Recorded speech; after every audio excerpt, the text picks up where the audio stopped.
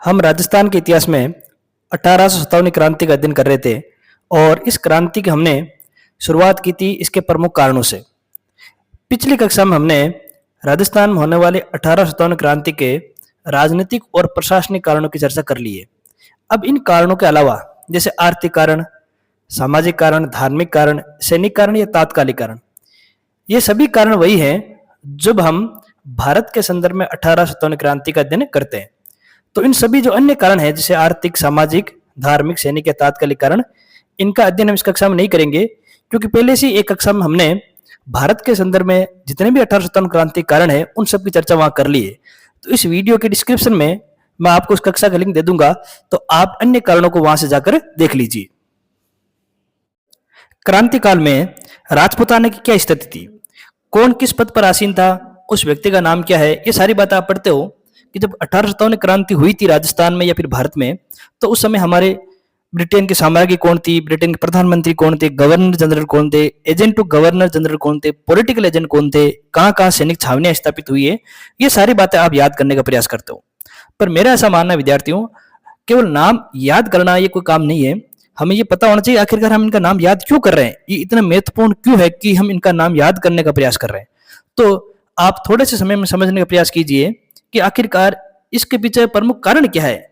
जैसे आप मानिए इस बात को, जैसे मान लीजिए आपके ये ब्रिटेन है और ब्रिटेन का नियंत्रण भारत सहित आपके राजपूताना पर था। अब क्योंकि ब्रिटेन का भारत पर अधिकार है तो हमें इस बात की जानकारी होनी चाहिए कि ब्रिटेन के सर्वोच्च पदाधिकारी कौन है।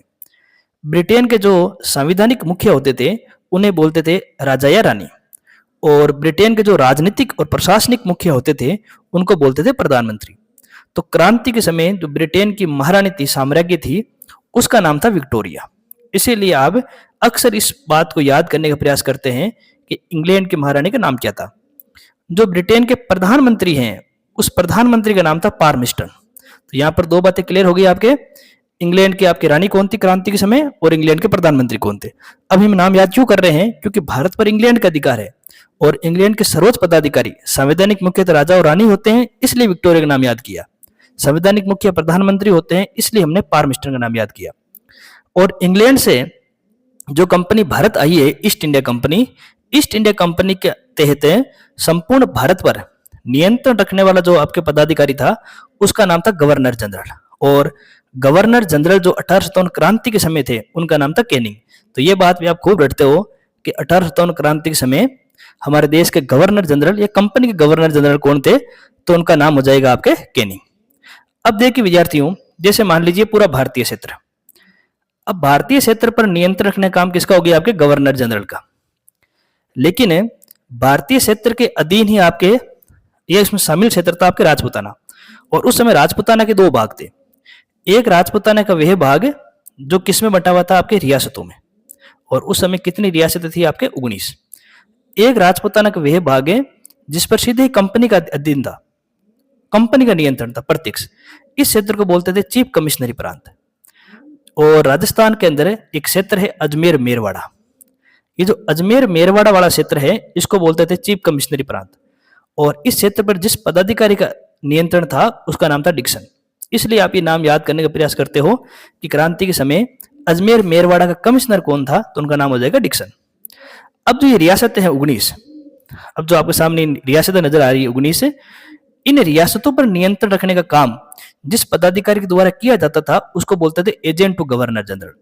ये एजेंट टू गवर्नर जनरल कर्तव्य था कि वे 19 रियासतों पर निगरानी रखने का काम करे। और क्रांति के समय जो एजेंट टू गवर्नर जनरल थे उनका नाम था जॉर्ज पैट्रिक लॉरेंस। अब क्योंकि एक आपके एजेंट टू गवर्नर जनरल पूरे 19 रियासतों पर ध्यान नहीं रख पाएगा, इसलिए हमने क्या किया कि एजेंट टू गवर्नर जनरल के अधीन एक और पोस्ट बनाई जिसको बोलते हैं पॉलिटिकल एजेंट या फिर आपके रेजिडेंट। इस बात को आप इस प्रकार से समझे, सबसे पहले कंपनी की ओर से नियुक्त होगा आपके गवर्नर जनरल, गवर्नर जनरल के अधीन होगा आपके एजेंट टू गवर्नर जनरल, और एजेंट टू गवर्नर जनरल के अधीन होगा एक तो आपके कमिश्नर और एक हो जाएंगे आपके पॉलिटिकल एजेंट या फिर जिसको बोलते हैं अपन रेजिडेंट। और राजपूताना की सभी रियासतों पर विभिन्न प्रकार के पॉलिटिकल एजेंट और रेजिडेंटों की नियुक्ति हो रखी थी। अगर हम उनमें से कुछ पॉलिटिकल एजेंटों के नाम देखें, जैसे कोटा, तो कोटा के अंदर जो पॉलिटिकल एजेंट नियुक्त हुए थे उनका नाम था बर्टन। इसी प्रकार मेवाड़, मेवाड़ में जो पॉलिटिकल एजेंट नियुक्त हुआ था उनका नाम था सावर्स। मारवाड़ के अंदर जो पॉलिटिकल एजेंट थे उनका नाम था मोकमेसन। जयपुर के अंदर जो पॉलिटिकल एजेंट थे उनका नाम था ईडन। भरतपुर के अंदर जो पॉलिटिकल एजेंट थे उनका नाम था मॉरिसन। और इसी प्रकार जो सिरोही में पॉलिटिकल एजेंट थे उनका नाम था जेडी हॉल। तो इस प्रकार से आप ब्रिटेन की महारानी, वहां के प्रधानमंत्री, उस समय की governor general, agent to governor general या चीफ कमिश्नर प्रांत के कमिश्नर और विभिन्न प्रकार के आपके रेजिडेंटों के नाम आपने देख लिए। इन प्रशासनिक पदाधिकारियों के साथ आप कई सारे आपके सैनिक छावनियों या सैनिक पदाधिकारियों के नाम भी याद करते हैं।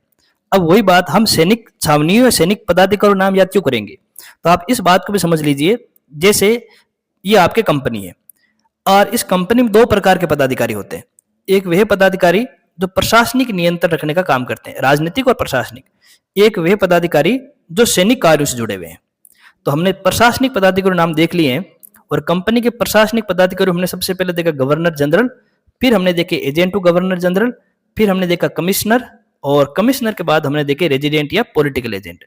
इसी प्रकार अगर हम सैनिक पदाधिकारी के जाएंगे तो सबसे पहले कंपनी का जो मुख्य सेनापति होगा उसका नाम आएगा। जब ये आपकी क्रांति हो रही थी उस क्रांति के समय जो आपके ईस्ट इंडिया कंपनी के जो सेनापति थे मुख्य, उनका नाम था एनिसन। और जब क्रांति प्रारंभ हो गई तब यही आपके जिम्मेदारी कैंपबेल को दी गई थी। तो आपको एनिसन और कैंपबेल का नाम भी याद होना चाहिए। अब जब आपने सेनापति का नाम देख लिया तो केवल एक सेनापति पूरे राजपूताना पर नियंत्रण नहीं रख पाएगा, इसका तो काम पूरे भारत पर नियंत्रण रखना है सैनिक दृष्टि से। तो ब्रिटिश पदाधिकारियों, ब्रिटिश कंपनी ने क्या किया, जो ये राजपूताना है इस राजपूताना में जगह जगह सैनिक छावनियां स्थापित कर दी और वो जो सैनिक छावनियां थी उनकी संख्या टोटल आपके 6 थी। तो अब आपको इन जो 6 सैनिक छावनियां हैं उनका नाम भी आपको पता होना चाहिए। इस प्रकार साथियों अब आप इस बात को समझ चुके हैं कि हम किसी पदाधिकारी का नाम याद क्यों करेंगे। अब मैंने इस स्लाइड में आपको सारे नाम लिख कर दिए हैं तो आप आसानी से समझ पाएंगे। जैसे विक्टोरिया होगी महारानी, पारमिस्टन होगी प्रधानमंत्री, कैनिंग होगी गवर्नर जनरल और अजमेर मेरवाड़ा क्षेत्र के होगी कमिश्नर डिक्सन, राजपूताना के एजेंट टू गवर्नर जनरल होगी पैट्रिक लॉरेंस। यहाँ पर एक बात ध्यान रखें, जो एजेंट टू गवर्नर जनरल का पद है वो सन 1832 में स्थापित किया गया और एजेंट टू गवर्नर जनरल का मुख्यालय पहले अजमेर था। हालांकि बाद में ग्रीष्मकालीन अवकाश, गर्मियों के दिनों में इनका मुख्यालय होता था आपके माउंट आबू। और मिस्टर लोकेट को हमारा प्रथम आपके एजेंट टू गवर्नर जनरल बनाया गया था। और क्रांति के समय जो गवर्नर जनरल थे वे आपके जॉर्ज पैट्रिक लॉरेंस थे। इस स्लाइड में साथियों आपको मुख्य पॉलिटिकल एजेंट और रेजिडेंटों के नाम भी मिल जाएंगे। जैसे कोटा में बर्टन, मेवाड़ में सावर्स, मारवाड़ में मैकमोसन, सिरोही में जेडी हॉल, भरतपुर में मॉरिसन और जयपुर में आपके ईडन जैसे लोग आपके रेजिडेंट या फिर आपके पॉलिटिकल एजेंट के रूप में नियुक्त थे। अब इस स्लाइड में देखिए आपको विद्यार्थियों सारे जो आपके सैनिक छावनियां हैं उन सभी सैनिक छावनियों का आपके नाम और उनकी महत्वपूर्ण बातें नजर आ जाएगी। सबसे पहले देखिए हमारे यहाँ राजपूताना में अंग्रेजों के द्वारा सैनिक नियंत्रण रखने के लिए 6 छावनियां स्थापित की गई थी। और वो 6 छावनियां कौन सी, पहले आप उनके नाम देख लीजिए। पहली जो सबसे बड़ी छावनी थी वो नसीराबाद, एक छावनी थी आपकी देवली, तीसरी छावनी थी आपकी नीमच, चौथी छावनी थी आपकी एरिनपुरा में, फिर ब्यावर में और अंत में आपके खेरवाड़ा में। अब जो नसीराबाद की छावनी है ये राजपूताना की सबसे बड़ी छावनी थी। इस छावनी के अंदर 3 प्रकार की सैनिक टुकड़ियां थी। एक तो थी 15वीं बंगाल नेटिव इन्फेंट्री के जवान, दूसरी थी 30वीं बंगाल नेटिव इन्फेंट्री के जवान और अगली जो आपके इसमें सैनिक है वो है बंबई लॉन्सर्स के। अब देखिए विद्यार्थी यहाँ पर एक नाम आ रहा है आपके कि नेटिव इन्फेंट्री क्या होता है। नेटिव का मतलब होता है विद्यार्थियों देसी और इन्फेंट्री का मतलब होता है पैदल सेना की टुकड़ी। तो मतलब जब हम बोलेंगे 15वीं बंगाल नेटिव इन्फेंट्री तो मतलब हो जाएगा 15वीं बंगाल देसी पैदल सेना की टुकड़ी। तो इस बात को आप रटे नहीं, इसको भी आप समझ लीजिए।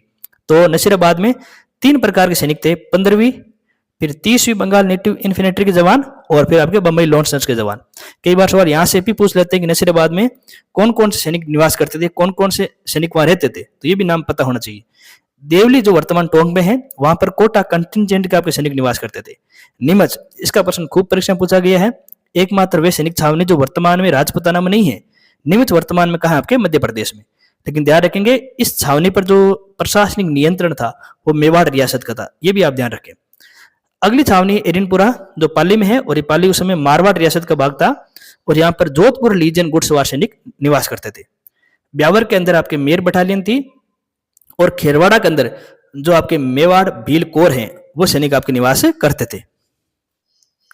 अब इस क्रांति की शुरुआत कैसे हुई, इस बात से आप सभी भली भांति परिचित हैं कि भारतीय संदर्भ में बात करेंगे तो भारतीय संदर्भ में क्रांति का प्रारंभ मेरठ से हुआ और जो इसकी तारीख थी वो थी 10 मई 1857। जब मेरठ में क्रांति हुई तो इस क्रांति की सूचना जॉर्ज पैट्रिक लॉरेंस, जो उस समय हमारे एजेंट टू गवर्नर जनरल थे, इनको ये सूचना 9 दिन बाद 19 मई को प्राप्त हुई। और कहां प्राप्त हुई? आबू में। अब आप इस बात को भी रट लेते हो कि सूचना आबू में प्राप्त हुई, लेकिन थोड़ा सा आप ध्यान रखेंगे, जो मई का महीना है वो ग्रीष्मकालीन है और मैंने पहले कह दिया है जो ग्रीष्मकालीन समय होता है उस समय जो एजेंट टू गवर्नर जनरल है उनका आपके जो हम कह सकते हैं निवास है या उनका जो मुख्यालय माउंट आबू में होता है। इस प्रकार जो हमारे एजेंट टू गवर्नर जनरल हैं पैट्रिक जॉर्ज लॉरेंस, उनको इस क्रांति की सूचना 19 मई 1857 को माउंट आबू मिली थी। जैसे ही एजेंट टू गवर्नर जनरल की सूचना प्राप्त हुई, उन्होंने 2 काम किए।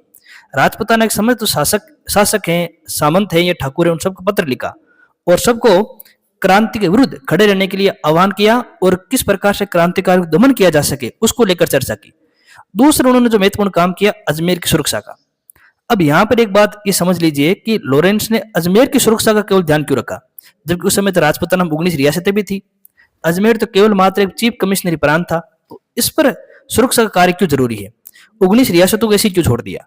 तो आप जानते हो 19 रियासतों पर तो नियंत्रण रखने के लिए शासक हैं और शासकों का सहयोग करने के लिए रेजिडेंट या पॉलिटिकल एजेंट है। अजमेर के अंदर चीफ कमिश्नरी प्रांत जो था वहां पर कमिश्नर डिक्सन थे और क्योंकि अजमेर उस समय अंग्रेजों के लिए सबसे महत्वपूर्ण था। और कैसे महत्वपूर्ण था कि जो ब्रिटेन का समस्त शस्त्रागार है वो अजमेर में रखा हुआ था, जो गोला बारूद जो भी है आपके अस्त्र शस्त्र वो अजमेर में रहते थे। अंग्रेजों की समस्त संपत्ति भी अजमेर में ही थी। अजमेर से ही राजपूताना पर नियंत्रण संभव था, क्योंकि जैसे आज अगर हम देखें भारत का जो मुख्य है, जो भारत की जो राजधानी वो दिल्ली है, उसी प्रकार अंग्रेजों के समय हम मान सकते हैं राजपूताना की जो मुखिया है या फिर राजपूताना की जो राजधानी वो अजमेर थी। तो अजमेर से ही समस्त राजपूताना पर नियंत्रण रखा जा सकता था और राजपूताना की के अजमेर एक प्रकार से मध्य में स्थित था। अजमेर की स्थिति मध्य में थी और मध्य से किसी स्थान से चारों ओर निगरान रखना क्या होता है? सरल होता है। और सबसे बड़ी बात, एजेंट टू गवर्नर जनरल का जो प्रारंभिक या जो मेन मुख्यालय है वो भी आपके अजमेर में ही था। इसलिए आपके जो जॉर्ज पैट्रिक लॉरेंस है उनको लगा कि सबसे पहले हमें अजमेर की सुरक्षा करनी चाहिए। कहीं ऐसा नहीं हो कि अगर अजमेर पर क्रांतिकारियों का नियंत्रण हो गया तो शस्त्रागार जो संपत्ति है वो भी चली जाएगी, साथ ही ब्रिटेन का नियंत्रण जो अजमेर पर था वो भी समाप्त हो जाएगा। और जैसे अजमेर पर नियंत्रण खत्म हो जाएगा तो क्रांतिकारियों के लिए आसान होगा कि वे दूसरी रियासतों को आसानी से पराजित कर सके। इसलिए जॉर्ज पैट्रिक लॉरेंस ने सबसे पहले अजमेर की सुरक्षा कार्य किया। यहाँ पर एक बात महत्वपूर्ण हो जाती है कि जॉर्ज पैट्रिक लॉरेंस ने आखिरकार किस प्रकार अजमेर की सुरक्षा की। तो अजमेर की सुरक्षा करने के लिए सबसे पहले पैट्रिक लॉरेंस ने क्या किया, जो 15वीं बंगाल इन्फेंट्री के जवान हैं उनको अजमेर में नियुक्त कर दिया और इनको ये दिया गया ये आदेश कि आप अजमेर की सुरक्षा करें, उस पर नियंत्रण बनाए रखें। लेकिन जॉर्ज पैट्रिक लॉरेंस को इस 15वीं बंगाल नेटिव इन्फेंट्री के जवानों पर भरोसा नहीं था, क्योंकि ये जवान मेरठ से आए हुए थे और आप सबको पता है राजपूताना में क्रांति होने से पहले मेरठ में क्रांति हो चुकी है और ये 15वीं बंगाल नेटिव इन्फेंट्री के जवानों के मन में मस्तिष्क में कहीं न कहीं क्रांति के बीज मौजूद थे। इसलिए इनकी नियुक्ति अजमेर में करने के बाद भी एजेंट टू गवर्नर जनरल को ये नहीं लगा कि ये लोग या ये सैनिक अजमेर की सुरक्षा कर पाएंगे। इसलिए जो प्लान बी, ये दूसरा रास्ता अपनाया गया, जो दिशा गुजरात है वहां के सैनिकों को आपके अजमेर बुलाया गया कि आप आइए और अजमेर पर नियंत्रण रखिए। तो जब दिशा गुजरात के सैनिक आपके अजमेर आएंगे तो जाहिर सी बात है 15वीं बंगाल नेटिव के जवानों को अजमेर छोड़ना पड़ेगा। तो इन 15वीं बंगाल नेटिव के जो जवान थे इनको नसीराबाद भेज दिया गया। तो इस प्रकार से आपके जो पहले 15वीं बंगाल नेटिव के जवान जो अजमेर में नियुक्त हुए थे, ये सुरक्षा की भावना से उनको अजमेर से हटाकर कहाँ भेज दिया, आपके नसीराबाद भेज दिया। जब जैसे ही नसीराबाद भेजा तो जाहिर सी बात है अजमेर में सुरक्षा करने के लिए कोई भी पदाधिकारी नहीं है, क्योंकि जो पदाधिकारी दिशा गुजरात से आएंगे उनको समय लगेगा। तो जब तक दिशा गुजरात से सैनिक आएंगे तब तक अजमेर की सुरक्षा कौन करेंगे। इसीलिए इनकी सुरक्षा के लिए अजमेर की मेर बटालियन को बुलाया गया। जो अजमेर के पास में नियुक्त मेर बटालियन और उसके जो सेनापति थे वो थे कार्नेल। और चूंकि मारवाड़ के राजा तख्त सिंह अंग्रेजों के सहयोगी थे तो मारवाड़ के जो घुड़सवार सेना है उनको बुलाया गया और उसके सेनापति थे कुशल राज। तो जब तक अजमेर में दिशा गुजरात के सैनिक नहीं आ जाते तब तक अजमेर की सुरक्षा का कार्य एजेंट गवर्नर जनरल ने मेर बटालियन और मारवाड़ गुड़ जो सवार है उनके सैनिकों को दिया गया। मेर बटालियन के नेतृत्व कार्नेल ने किया था और मारवाड़ अश्वरोही सेना का नेतृत्व आपके कुशल राज सिंह ने किया था। तो इस प्रकार साथियों हमने देखा कि क्रांति की शुरुआत कैसे हुई, कहाँ क्रांति उनको सूचना मिली और किस प्रकार से अजमेर की सुरक्षा कार्य किया गया। लेकिन इसके बावजूद भी राजस्थान के अंदर क्रांति का बिगुल बुझ चुका है और राजस्थान में जो क्रांति की शुरुआत हुई थी वो हुई थी 28 मई 1857 को और कहाँ से हुई थी आपके नसीराबाद की छावनी से। अब सबसे पहले बात यह आती है कि यहाँ पर क्रांति की किसने, तो क्रांति करने वाले थे यहाँ पर 15वीं बंगाल नेटिव इन्फेंट्री के सैनिक। ये सैनिक वही हैं जिनको अजमेर से हटाकर आपके नसीराबाद भेज दिया गया। कितना आसान होता है इसको रटना कि राजस्थान में क्रांति की शुरुआत नसीराबाद से हुई। लेकिन यहाँ पर एक प्रश्न ये भी बनता है विद्यार्थियों के, आखिरकार नसीराबाद से क्रांति का प्रारंभ क्यों हुआ, जबकि राजस्थान में खूब सारी जगह थी, जैसे आपकी नीमच थी, देवली थी, आपके ब्यावर थी, खेरवाड़ा थी, एरिनपुरा थी, कोटा, खूब सारे स्थान है जहां से क्रांति का प्रारंभ हो सकता था। लेकिन क्रांति का प्रारंभ नसीराबाद से क्यों हुआ, तो इसके पीछे कुछ कारण है और उन आप कारणों को समझने का प्रयास कीजिए। जैसे पहला कारण है बंगाल नेटिव मेरिट्स आए थे जिनमें क्रांति की भावना पहले से ही मौजूद थी। देखो विद्यार्थियों, जो हमने अभी पढ़ा था ये बंगाल नेटिव इन्फेंट्री के जवान, ये मूल थे मेरठ के थे और इनको मेरठ से कहां बुलाया गया था, अजमेर की सुरक्षा के लिए, और बाद में इनको अजमेर की सुरक्षा की भावना से इनको कहां भेज दिया गया, आपके नसीराबाद भेज दिया गया। तो एक प्रकार से जो बंगाल नेटिव इन्फेंट्री के जवान हैं ये अपने आप को हीन समझ रहे थे। उनका ऐसा मानना था कि ब्रिटिश पदाधिकारी हम पर विश्वास नहीं कर पा रहे हैं, या इनके मन में ये बात पहले से मौजूद थी कि ब्रिटिशों को इस राजपुताना सहित पूरे भारत से बाहर निकालना है। तो इस प्रकार से जो नेटिव इन्फेंट्री के जवान हैं उनमें पहले से क्रांति के बीज मौजूद थे। और जब हमने नसीराबाद छावनी पढ़ी तो हमने वहां पर एक और सैनिक पदाधिकारी का नाम सुना था और सैनिक टुकड़ी का भी नाम सुना था, बम्बई लॉन्सर्स। जो ये बम्बई लॉन्सर्स जो नसीराबाद में नियुक्त हुई थी, इसको जिम्मेदारी दी गई थी कि आप 15वीं बंगाल नेटिव इन्फेंट्री के जवानों पर ध्यान रखें, उनकी निगरानी रखें। तो एक प्रकार से यहाँ पर बंगाल नेटिव के जो जवान थे उनको ऐसा लगा कि जो ये ब्रिटिश पदाधिकारी हैं, ये ब्रिटिश सैनिक अधिकारी हैं, वो हम पर भरोसा नहीं कर पा रहे हैं। आगे देखिए, असुरक्षा की भावना से जब अजमेर से हटाकर नसीराबाद भेज दिया, तब इस बंगाल नेटिव के जवानों ने तय कर लिया कि अब हमें अंग्रेजों के खिलाफ क्रांति का बिगुल बजाना चाहिए। और चर्बी वाली घटना तो पहले से ही मौजूद थी और दिशा के सैनिकों को लेकर प्रिचार्ड से मतभेद। एक आप ये ध्यान रखें कि जो दिशा के सैनिक हैं, इस समय एक ऐसी अफवाह फैल गई थी कि दिशा से जो सैनिक आ रहे हैं वे बंगाल नेटिव इन्फेंट्री के जवानों को पराजित करके उनकी हत्या कर देंगे। जब 15वीं बंगाल नेटिव के जवानों ने इस संबंध में नसीराबाद के एक प्रमुख सेनाधिकारी जो प्रिचार्ड था उनसे पूछा, तो प्रिचार्ड इस प्रश्न का कोई उत्तर नहीं दे पाया। तो जो नेटिव इन्फेंट्री के जवानों के मन में संदेह था अंग्रेजों के प्रति, वो संदेह और मजबूत हो गया। एक तो उनको बार बार एक स्थान से दूसरे स्थान से हटाया जा रहा है, उन पर निगरानी रखने के लिए एक और सैनिक टुकड़ी तैनात की जा रही है, उन पर विश्वास नहीं किया जा रहा है, चर्बी वाली घटना भी चारों ओर फैल गई है और प्रिचार्ड भी किसी प्रकार कोई जवाब नहीं दे पा रहा है। इसलिए नसीराबाद में स्थित 15वीं बंगाल नेटिव इन्फेंट्री के जवानों ने अंग्रेजों के विरुद्ध क्रांति का रास्ता चुना हुआ। अब जब ये क्रांति की शुरुआत नसीराबाद से हुई तो कौन कौन सी घटनाएं हुई। सबसे पहले जो बंगाल नेटिव इन्फेंट्री के जवान है उन्होंने दो ब्रिटिश पदाधिकारी स्पॉटिसवुड और न्यूबेरी की हत्या कर दी। जाहिर सी बात, जब संघर्ष होगा तो किसी न किसी सैनिकों की मृत्यु होना निश्चित है। तो क्रांतिकारियों द्वारा स्पॉटिसवुड और न्यूबेरी की हत्या हो गई।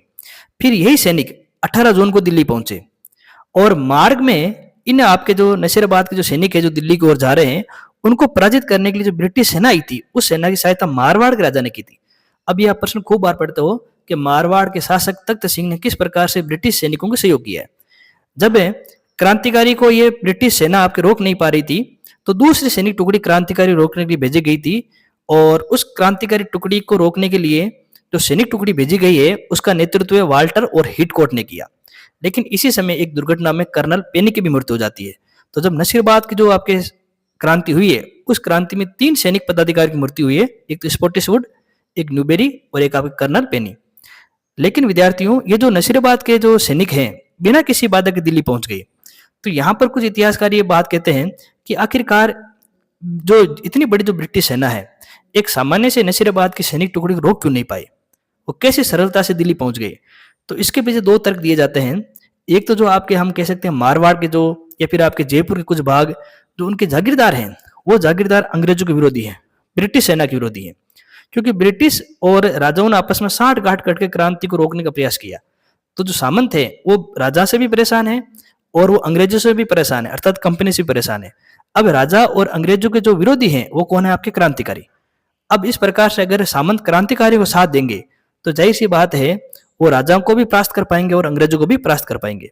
तो नसीराबाद के सैनिक बिना किसी बाधा के इसलिए दिल्ली पहुंच गए क्योंकि उनको मार्ग में जागीरदारों का सहयोग मिला। इसी प्रकार जो आम जन है, जो सामान्य जन, जैसे कोई कृषक हैं या पशुपालक हैं या फिर उद्योगपति हैं, व्यापारी हैं, या फिर मान लीजिए आपके किसी प्रकार के मजदूर श्रमिक हैं, उन सब ने इन सेना की सहायता की है कि वह आसानी से दिल्ली पहुंच जाए। अब विद्यार्थी यहाँ पर एक और बात आती है कि जब हम कहते हैं कि नसीराबाद के सैनिक दिल्ली पहुंचे तो यहाँ पर एक प्रश्न उठता है कि आखिरकार ये दिल्ली क्यों गई? जबकि हमने इस कक्षा के प्रारंभ में देखा था राजपूताना की एक प्रकार की राजधानी जो मुख्य स्थान था वो अजमेर था। तो क्रांतिकारियों को तो नसीराबाद में क्रांति करने के बाद में अजमेर में जाना चाहिए और अजमेर की सारी संपदा पर अधिकार कर लेना चाहिए, लेकिन अजमेर की जगह दिल्ली क्यों गई? ये भी एक महत्वपूर्ण प्रश्न है। तो इस संबंध में 3 तर्क दिए जाते हैं। कुछ इतिहासकारों का कहना है कि नसीराबाद के जो क्रांतिकारी थे उनके पास इतना गोला बारूद, इतनी संपत्ति थी कि उनको अजमेर आना उचित नहीं लगा। उन्हें लगा कि जो चीज हम अजमेर में जाकर प्राप्त कर सकते हैं वो चीज तो हमारे पास पहले से ही है, तो वहां जाने का कोई मतलब नहीं है। एक उनके मन में यह भावना थी क्योंकि अजमेर की सुरक्षा करने के लिए जो कंपनी है उसने दिशा से सैनिकों को बुला लिया है। तो नसीराबाद के सैनिकों को लगा कि जब हम अजमेर पहुंचेंगे उसी समय दिशा के सैनिक भी अजमेर पहुंच जाएंगे, तो इस संघर्ष में हमें आर्थिक हानि भी हो सकती है और जन और धन की भी हानि हो सकती है। तो इस संघर्ष से बचने के लिए हमें पहले कहां चलना चाहिए? आपके दिल्ली चलना चाहिए। और एक तर्क ये दिया जाता है क्योंकि उस समय जो मुगल बादशाह थे बहादुर शाह जफर या बहादुर शाह द्वितीय, जो आपके क्रांतिकारियों के मुख्य सेनापति थे, तो एक ये निर्णय इस प्रकार से बना दिया गया, नियम बना दिया गया कि जितने भी क्रांतिकारी हैं सभी पहले बहादुर शाह जफर के पास दिल्ली आएंगे, उनसे क्रांति की अनुमति लेंगे और अनुमति के बाद अपने क्षेत्र में जाकर क्रांति करेंगे। और हमारे नसीराबाद के सैनिक भी मुगल शासक से अनुमति लेना चाहते थे। जैसे ही अनुमति मिलती है मुगल शासकों से तो इसके 2 फायदे होते हैं। एक तो आपके क्रांतिकारी को वैधता मिल जाती है। क्रांतिकारी को वैधता से मिलने से तात्पर्य है कि जो क्रांतिकारी जो कुछ कार्य कर रहे हैं वो सही है, वो उचित है। दूसरा, इस क्रांति में सभी लोग शामिल हो जाएंगे। कोई मजदूर है, कोई किसान है, कोई उद्योगपति है, कोई धार्मिक संगठन से जुड़ा व्यक्ति है, सामाजिक संगठन से जुड़ा व्यक्ति है, वो सारे व्यक्ति क्रांतिकारियों को साथ देंगे, क्रांति में शामिल हो जाएंगे। क्यों शामिल हो जाएंगे? क्योंकि अब क्रांतिकारियों को मुगल बादशाह का समर्थन मिल चुका है। इससे क्रांति का सामाजिक और आर्थिक दायरा आपके बड़ा होगा। तो इस कारण की वजह से जो हमारे नसीराबाद के जो सैनिक हैं वे अजमेर की जगह कहाँ गए? विद्यार्थियों आपके दिल्ली गए। तो इस प्रकार साथियों आज की कक्षा में हमने सबसे पहले जो राजपूताना में क्रांतिकालीन स्थितियां हैं, जो पदाधिकारी हैं उनके बारे में देखा, जो पॉलिटिकल एजेंट, रेजिडेंट, जो आपके सैनिक छावनी है उनके नाम देखे, क्रांति किस प्रकार से नसीराबाद से शुरू हुई, कैसे अजमेर की सुरक्षा का कार्य या निर्णय लिया गया, निर्णय लिया तो कौन कौन से कार्य किए गए, नसीराबाद से क्रांति शुरू क्यों हुई और नसीराबाद में कौन कौन सी घटनाएं हुई, कैसे यहाँ के सैनिक दिल्ली पहुंचे हैं बिना किसी बाधा के, और आखिरकार ये सैनिक अजमेर की जगह दिल्ली क्यों गए, वो सारी बात हमने देख ली। तो विद्यार्थियों इस आपके कक्षा में हमने जितने भी महत्वपूर्ण बिंदु हैं इस क्रांति से जुड़े प्रारंभिक, उन सारे बिंदु की चर्चा कर ली। अब जब आप कोई गाइड पढ़ेंगे विद्यार्थियों तो उस गाइड में एक निश्चित पैटर्न होता है, वो आपको खूब सारे पदाधिकारियों के नाम दे देंगे तो आप उनको रट लोगे। फिर वो कह देंगे कि नसीराबाद से क्रांति प्रारंभ हुई, आप इस बात को मान लेंगे। लेकिन मानने से काम नहीं चलेगा, आपको प्रश्न करना पड़ेगा कि आखिरकार नसीराबाद से क्रांति प्रारंभ क्यों हुई। जैसे आपने जब गाइडें पढ़ोगे तो आपको बता दिया जाएगा कि जो नसीराबाद के जो सैनिक हैं वो दिल्ली पहुंच गए, लेकिन विद्यार्थियों आप ये प्रश्न नहीं करते हो कि आखिरकार ये सैनिक दिल्ली क्यों गए, इसके पीछे क्या कारण है। जब आप सारी घटनाओं को व्यवस्थित रूप से पढ़ेंगे, अवधारणात्मक रूप से पढ़ेंगे, तो आसानी से आपको सारी बात आपको याद आ जाएगी। और हमने इस कक्षा में खूब सारे फैक्ट लिए, इतने सारे फैक्ट लिए जो आप किसी गाइड में भी नहीं मिलेंगे आपको, तो आसानी से आप इन सब चीजों को समझ पा रहे हो। अगली कक्षा में हम आगे की बातें करेंगे। धन्यवाद।